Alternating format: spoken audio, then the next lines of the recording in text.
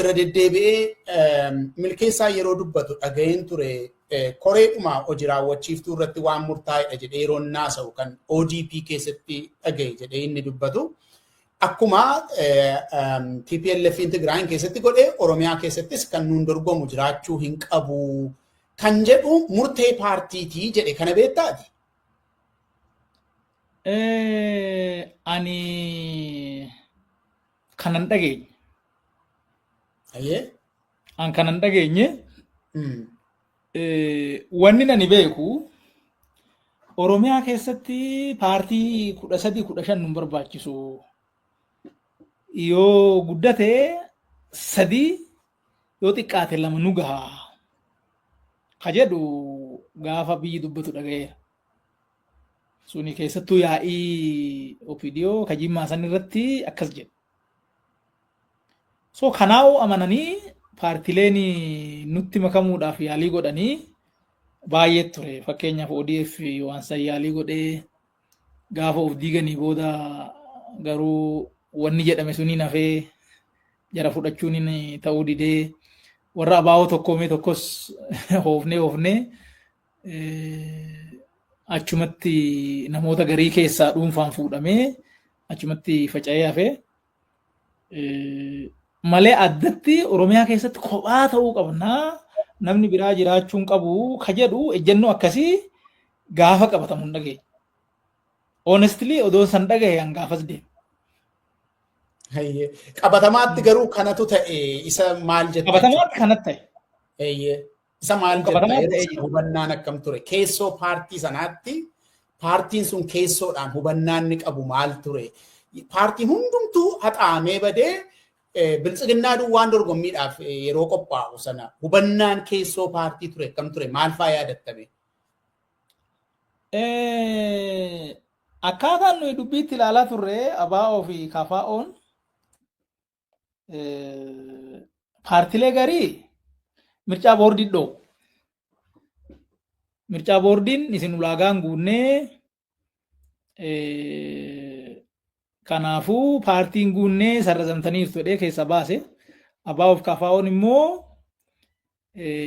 hin dorgomnuu ka jedhu haalli mijataa miti jedhanii ejjennoo qabatan.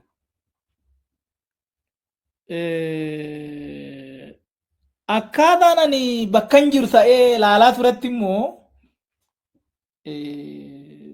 argitee dorgommiin dhoowwaan turre. Dorgommiin dhoowwaan turre wanni booda argine akka jiru ta'ee jalatti miseensa maal rakkoon jalatti ture suni for us inni karaa nu beeknu ni miti. Karaa nu hin beekneen wanni godhamu jira. So jarri kunuu yookaan yaa'u warri alaatis warri immoo biyya alaa gaafa san naashinaalizimii Itoophiyaa kanarra jirra. Filannoo kanan godhinaa ka jedhu warri dhiyaa kunis dhiibbaan akkasii turee jira. So jarri immoo TPLF deeggaru. TPLF immoo nuun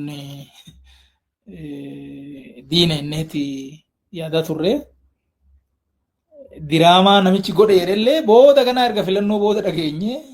Akka gaafa sanii jarri kuni TPLF nurratti fe'uuf yaalii godhaa jira. ABO fi KFO'nis wanni isaan filannoo kana hirmaachuu didanii fi yookaan warruma dhiyaa kana abdataniiti yookaan immoo wayyaaneef tumsa gochuu isaaniiti.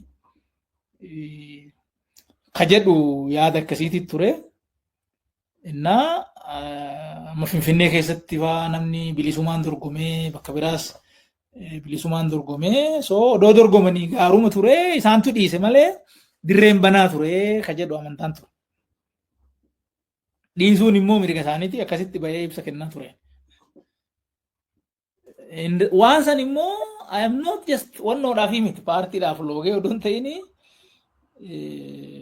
waan amma odeeffannoo of biraa qabuun. Namni dorgomuu barbaade abbaan biraa dhufee dorgomee jira. So waan amma duratti naan jettu kanas kophaa malee namni biraa dhufuu hin qabu jedhu kanaan hin qabu hin beeku. So sadarkaa sanitti yaadaa waan turee fi deemsi filannoo sanii outright wanni an argee fi wanni ani sirrii kana jedhee amanee qabachaa deemaa ture suni sirrumaa jedheettiin akkasitti deeme jechuudha. Akka dubbannaa yoo ta'e immoo waan sirni sun natti kennateen dubbadhaa hojiin koo isadhaa jette. Akkas. Gaaffii xumuraa waa'ee filannoo 2021 irratti egaa wanti hammi kun ta'ee uummata ati bakka buutee dhufte uummata ati qabsaa'uu fi barbaaddu Oromiyaan biltsiginnaadhaa alatti homaa bakka bu'iinsa hin qabu ture. Finfinnee keessatti illee namni tokko lama akkas waan tokko argateera. Naannoo Amaaraatti aabin baay'ee argateera. Ati immoo silarraa kaaftee yeroo iyyuu natti himtu kallattiin nu irra deemnu dogoggorri garaagaraa iyyuu jiraatu malee kallattii waliigalaa, kallattii demokiraasiitii, kallattii misoomaatii, kallattii walqixxummaatii, kallattii haqaatii kan jedhu abdadhee man deemaa ture jette. Gaafa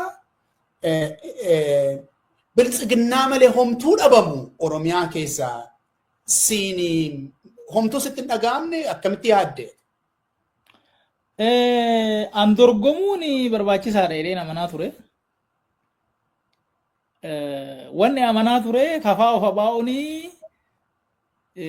filannoo keessa ba'uun isaanii sirrii miti isaantu balleessee jedheen amanaa ture. Seenuu jedhanii seenuu irra ture. So yaada injifataa qabnaa odoo dhufanii muunaa jedheen amanaa ture dhufuu didanii.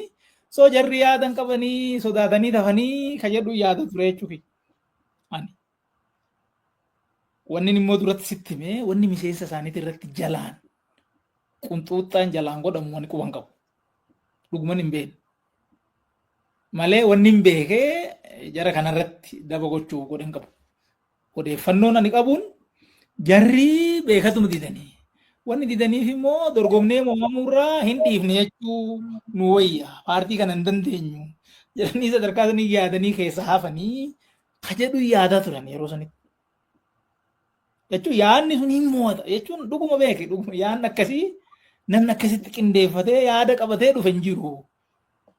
So yaada kanaatis nuti irra wayya. Ka jedhu yaadaa ture. So kophaa dorgomuun akka hin miidhagne numan beeka. Haa ta'u immoo namni seenee dorgome tokko anafaadha.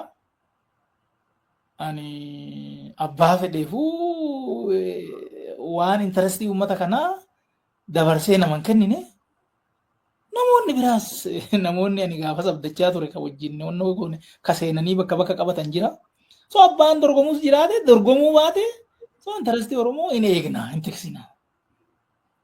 Karaa jedhuun akkasumatti jira. Bakka dubbiin jal'ate jedhetti lakki kun hin ta'u ani biltsiginnaadha jedheen dhiibu.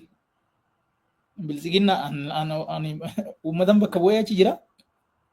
So wanni jenne suni akka jennetti yoo raawwatamuu baate kun fedhii uummata kiyyaatiif hin ta'u jedhee bakka kamittuu ulaa kamittuu qabsoo godhee jira. So hin ta'a ka jedhu akkasumatti yaadaa turre jechuudha. Morkataan jiraatee jiraatu baate ani morkataadhaan morkuufi miti. Intarestii uummata kiyyaa achitti tarkaanfachiisuuf achi seenee an jedhu bakki sun ture. Ayyee waa'ee filannoo bara 2021 irratti gaaffii xumuraa. Qunxuxxaa kaadiroota adda bilisummaa Oromootiif kaafaa irra jiru irratti odeeffannoo hin qabu kan jette san akkuma sanatti hafudhadhu.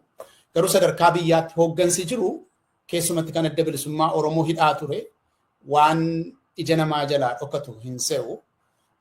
Hayyuu dureen isaanii immoo manatti uggurameetu ture. Atis hin beekta.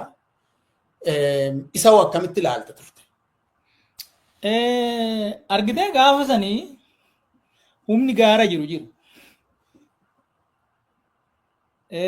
Humna gaara jiruun duratti ammoo wanni haasa'amaa tures jira. Amma bara 2011 qawwee hiikkadhaa galaa qabsoo karaa nagaa godhaa jennaan Daawitiin eenyutu hiikkachiisaa immoo eenyutu immoo hiikkataa ka jedhu an dubbatan qaban. So asteechee gaafa ilaaltu egaa qaamni kee gartokkeen gaara jiraate egaa ati immoo as jiraatte hariiroo wayii jiraachuu hin danda'a. So mootummaan immoo warra karaa nagaa kana keessa jiru deebi'ee immoo warra qawweetii wajjin hariiroo qabaatan warra kana gaafachuun sirrumaa jedhee namani jechuudha. Anamma qabaachuu dhabuu isaanii security beeka qabu jedhame. So sirna kana erga itti amannee booda ofii dhaqee qulqulleessuu hin danda'u. Wanni security irraa, wanni tikarraa, poolisii irraa dhufu kuni jarri kun dhugumaa waan kanaa wajjin hariiroo qabu shakkamanii jiru. So manni murtii addaa baasu hidhamuun isaanii wannoo miti jechuudha. Abbaan hoolaaltu wannoo qarqara teechee. Wanni rakkoo maalinni obbo Daayoo Ibsaa marsanii akka manaan baane dhoowwuni hoo balleesseedhaan qabanii hidhuun sirri garuu manaan baheen jedhanii marsuun suni sirriin turre isa akkasitti nan laala. Hooggantoota adda bilisummaa Oromootis erga manni murtii isin bilisa jedhe booda waan kana fuudhanii dhaqanii burraayuu kaanii achi kaa'uun sirrii akka hin tahin nan amanaa. Wanni sun sirrii mitillee jedhee gaafa mootummaa keessa jirullee barreessee beeka jechuudha. Dubbadhees beeka. Sirrii miti. Gaafa Sibaata Naggaa gadhiiftanii ragaa itti dhabdanii warra immoo manni murtii gadhiisee maaliif hiitanii hin jedhu barruu nuun jira namuu deemee ilaaluu danda'a. Wanni seeraa ala heeraa ala godhamu tokko sirriidha jedhee anan hin doorse godhan jiru. Ammoo wanni nani ragaa dhabuurra wannoo ta'e yoo ta'e malee wanna seeraa ala wanna heeraa ala takkaa hin doorse hin goonu. Amma qalbiin kiyya beekutti jechuufi. Ayyee galatoomi taa'ii. Gaaffii taanutti dabarra dhimma kan biraa waraana Oromiyaa keessaatii fi waa'ee lola Tigraay. Waa'ee Oromiyaa baay'ee irraa quba qabda.